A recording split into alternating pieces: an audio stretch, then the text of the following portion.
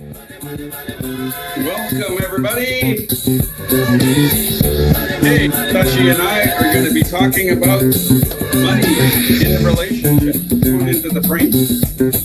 Money in relationship, money in marriage. So the title is Money in Marriage, but it's money in relationship. I just turned down the music here. I thought we were gonna and I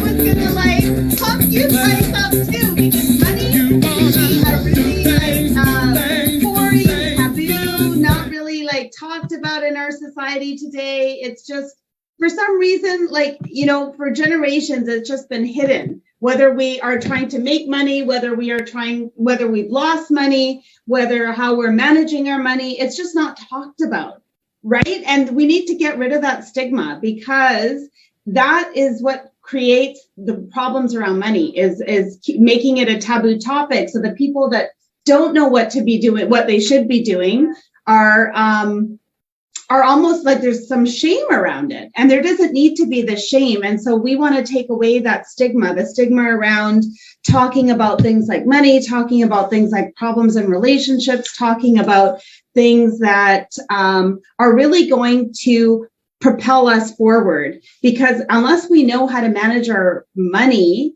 and and grow our money and know how to resolve issues in relationships that stem from money, how else are we going to be able to combat it? And most of us did not grow up with the perfect role model parents that taught us how to resolve things in a relationship, how to get over money wounds and money blocks and grow our money.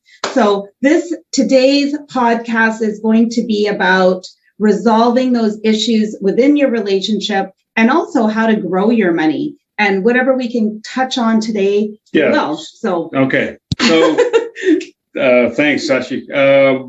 She's right on. She hit a lot of high points there, and one point she hit was money wounds. We're going to have a whole nother show about that, because that's such a huge topic. I want to start off a little bit about just letting you know this topic is so huge that we're probably going to do a couple of parts. So today's going to be part one. We'll absolutely have a part two. And we may even have a part three. And please bring your questions, concerns. What are you hoping for we want to hear from you as we're talking about things. It's going to trigger things within you. You're going to start thinking about things about your own life, and about things, about problems that you've had, issues that you've had, beliefs that you may have been brought up with, things in your own relationships that have created problems. And we want to hear about it, because money. Yeah, it can be a fun topic, and it can be something that's going to grow your relationship. Absolutely. Roxanne, thanks for watching. Sashi, I totally agree with Sashi. We, in some families, it's taboo to talk about money. And a lot of times in those families, there's lots of money wounds. And if you really look around, the wealthy talk about their money with their families. They talk about it openly.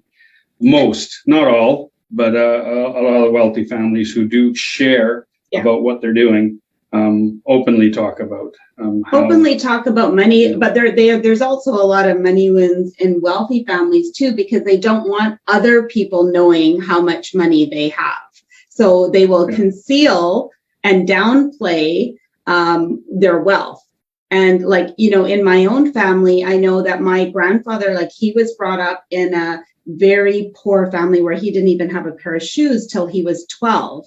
And then later on in life, he got a government job. He was able to purchase property.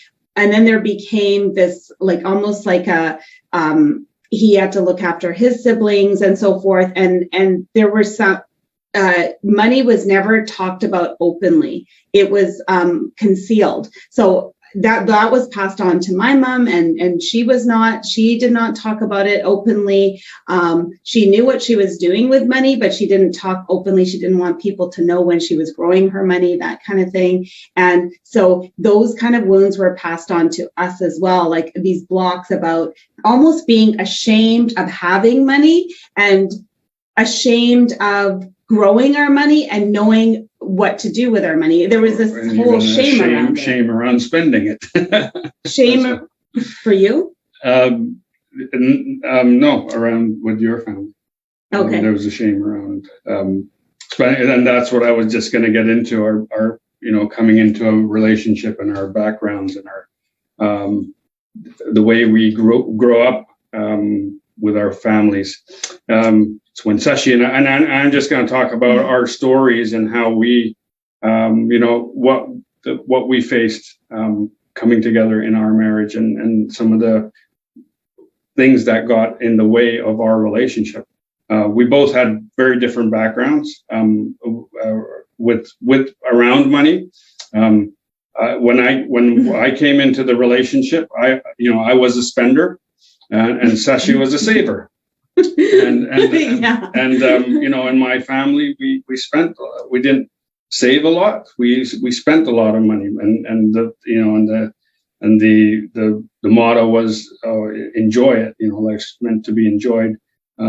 Money's a tool. We use it, and but then we also would forsake sometimes our own means to try and help out other people. So almost literally giving the shirts off our back. And Sashi's family, saving was important. Building wealth was important. And so when we came together, we had two different mindsets around money. And I remember, so before we got married, I had established myself financially as far as like credit went. I had a credit card, I had loans, I was paying off, I was working, I was paying off loans. Shashi had just gotten out of university, and I don't know if you even had a credit card at that time, right? Credit cards were pretty new at that time, so having one was a big deal. So when we got married, she wanted to do the banking, do the financing. For me, I said, okay, sure, no problem. But then, the first month, I think she bounced a check, and because she wasn't used to paying bills, or regular bills. She bounced a check, and I said, okay, this isn't working. I'm taking back that part of it. Turned out, I would do the even though she had the saving, the money management skills. I ended up doing most of the banking stuff, the daily, paying the bills, all that stuff. And now that's that really works for us right now, because Shashi does a lot of we do a lot of real estate right now, and so she's really good with the numbers there and assessing properties and our return on investments and things like that.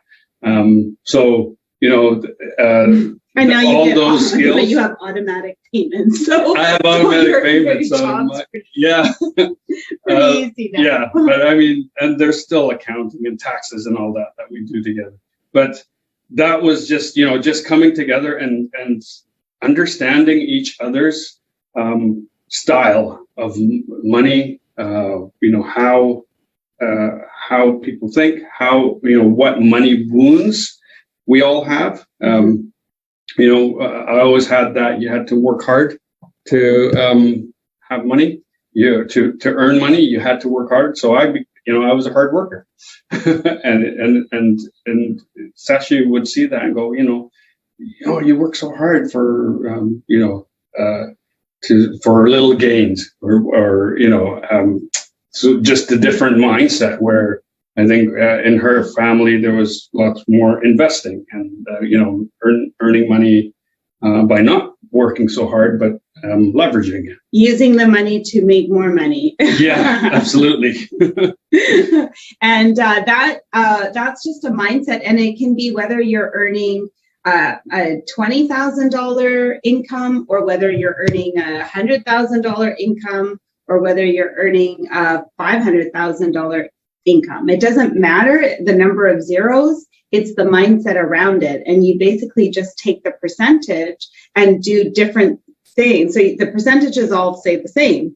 So whether we're talking 5-figure salary, 6-figure salary, 7, 8, 9, it's all the same concept. So you basically take what you're earning and then you chunk it. So, but yeah, the point I was getting across is we came from very different backgrounds, as far as money, education, money thoughts, beliefs. So we had a lot of fights. We absolutely had a lot of fights over 25 years. And we had to work that out. And yeah, sometimes we'd agree, sometimes not. One instance was gift giving. And I grew up with a standard of gift giving, and Shashi grew up with a different standard of gift giving. And whenever we want to go to a wedding or someone's birthday or something like that, and we'd always disagree on what we should give, and so we actually we never really solved that. But we pretty much come together. Yeah, we've come together now, but for a while, I just said, okay, you know what? When it's my family, I'm gonna give the way to the standard that I grew up with. And when it's her family, she can give to the standard that she grew up with. And neither one is right or wrong. It's just what we've grown up with and what the expectations, there are of us and of that we have within that group of people. So there's something that can trigger people in relationship. And for some people, it's something different. Like it's like how much or what the money is spent on. Yeah, absolutely. And is it worth? Is that item worth? So like one partner might be going and spending on boats and cars, and the other one might be trying to save, or it could be, how much is being spent on gym memberships or bags and shoes. It may be one of women out there shopping and buying purses and shoes, and there's no place to put it, and we hear a lot of that, going on. There's and even in some marriages, like we're talking about, lifestyle comes into play, and if someone was raised with a certain lifestyle comes into the marriage, maybe expecting the same lifestyle where the earnings don't support that. Their conversation needs to be had at that point, and it needs to be upfront, because I've heard some guy friends talk about, man, I try, I work so hard to earn all this money, and she just blows it, and she doesn't understand what's going on, and it happens the other way too, where the woman is actually, I'm talking to someone right now about, the woman is concerned about the finances that her husband is bringing in. So, and it's the number one cause of divorce is finance. Absolutely. Because more than infidelity. Yeah, because that's trust. It's the trust issue. It's control, and it's there's so much emotional attachment to money. And it comes from our childhoods, how we were brought up. There's so much inherent in our self-worth when it comes to how we value money. It comes down to our beliefs about ourselves, about our exchange for different things, because really all money is an energy. It's nothing more than an energy, just like anything else in the world. Absolutely. Money is just an energy. And what we attach to money, the values, the beliefs, the thoughts that we place on the money is what causes the friction, right? So how I view $100 spent on this item and how Rick views $100 spent on this item may be two completely different things, because we're attaching values, we're attaching beliefs, we're attaching our importance about that thing. But all it really is a thought. And if you take the thoughts away from it and don't attach your ego to that thought, and just think of it as, okay, there's this opinion and way of looking at it, and there's this other opinion and way of looking at it, and how can we detach ourselves from it? And once you can come together as a couple on these things, you can take your wealth and grow it to huge amounts. But when you can, but if there's friction, you really need to understand each other's money wounds and thought process, and how, how do you want to grow it? Because if you think about all the fights that we had over money and all that energy and anger and everything that we were putting into fighting over years and years, we could have been putting into growing it. And now that we've gotten over and gotten to that understanding, we've been able to just take our wealth from this level to this level and to this level. And now we're going like much bigger. And that's only in the last 2 years. Yeah. Right. And that happened for us recently, actually. We're looking at some real estate to purchase, and something came up, and then, we sort of didn't agree on something in that sale. We didn't agree on something, and in the past, I would have stood my ground. Sashi would have stood her ground, and the deal might have not happened. Who knows what would have happened? And instead, because we know each other's wounds, stories, what's happening for each other, we're able to sort that out very quickly and then proceed with what was best for all of us, without the egos getting in the way, without trying to be right. Mm-hmm. And so it's absolutely beneficial when you truly know the story, the money story, your own money story first of all, and then the money story of your partner. Mm-hmm. And then you get to know each other's wounds, but then you also need to resolve the wounds within yourself. So if you do have money wounds, it's going to limit you. And it's these wounds that I'm talking about could be anything from I'm not important enough to spend money on myself, or I need to save everything and I can't spend anything because life it's about saving. And that comes from a scarcity mindset, from thinking that resources are scarce. So we need to keep it. And then if there's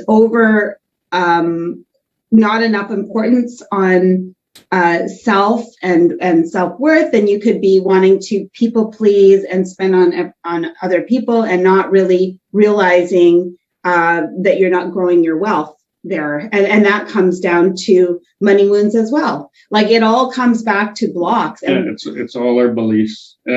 Absolutely. Ingrained beliefs from our family systems. A lot of people have the belief that rich people are greedy. Mm-hmm. That's a really common one. Rich people are greedy. Money doesn't grow on trees.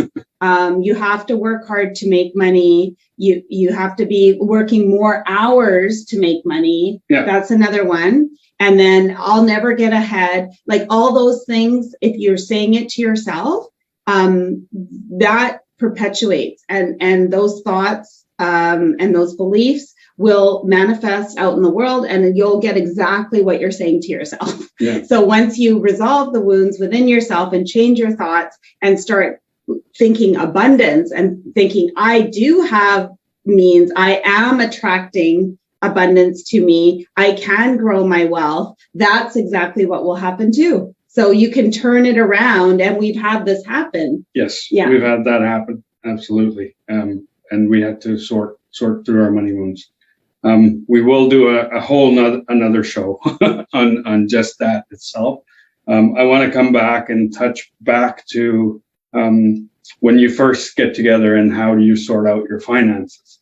For Shashi and I, when we got together, we just made a joint account. Basically, it was my bank account. I just added Shashi to it, and all the money went into that pot. So everything we had just was lumped in together.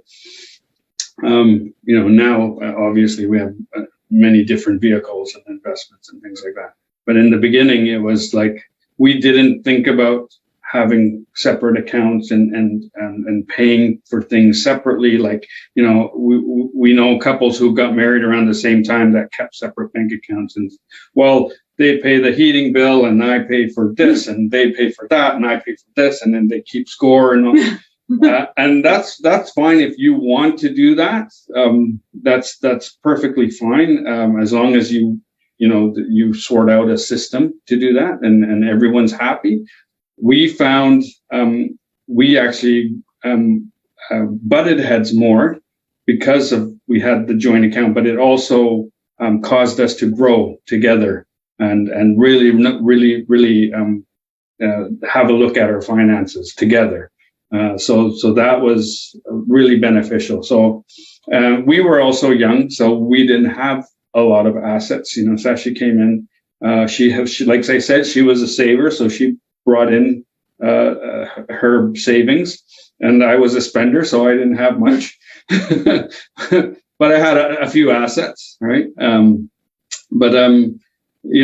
It was easier to do it then. I know it's a lot more complicated when you have you have established two lives that are established in assets and things, and you're coming together. And then, I'm not going to speak to that. I'm not an expert in, coming together with all these assets and how to do your financial. But one thing I want to say about that is for the relationship, the more you combine all your assets, finances, the better it is for the relationship. There may be some butting of heads, but that leads to growth and more understanding of your partner. But I also think, and if there is interest in doing a building wealth, how do I grow my wealth? Then, I can lead something like that too. Like what exactly you need when you have a sum of money, then how do you grow it? Like, where do you go? How do you get from point A to point B? So if there's interest there, you can put it in the chat. And Sashi can answer some of your questions. And just put any questions you have in the chat, or get a hold, if you're listening on the podcast, get a hold of us, the man at rickmirage.com, younger at SashiMaharaj.com. And our daughter is a money mindset coach. So she helps millennials ages 25 to 35 manage their finances as well. She has a number of clients that have, 6-figure incomes, but they have no savings to speak of. So she really helps them get a hold of that so they don't go further and further into debt as they're moving forward. So it comes from this immigrant mindset, I think, that we have. We've been brought up with this way of looking at things. So you are always thinking future generations, like how can you help your children and leave a legacy that's going to enable ease for the next generations. And then they're thinking ahead too. Yeah. So everything we're doing, we're looking at for generational, we're looking at generational wealth. So, our business, our investments, our real estate, it's all for generational wealth. Exactly. That's the way to build it. All right, everybody. And so that's we'll end it there. I do want to remind everyone, Black Friday sale is coming up, and I haven't put out any information yet, but I have a Wired for Connection 6-week program on just connecting with your partner. Oh, Black Friday's coming up in 3 weeks. Yes, absolutely. 3 weeks. Oh my gosh, it's not far. So we're going to have a flash sale Black Friday, 50% off that program. It goes for $9.99.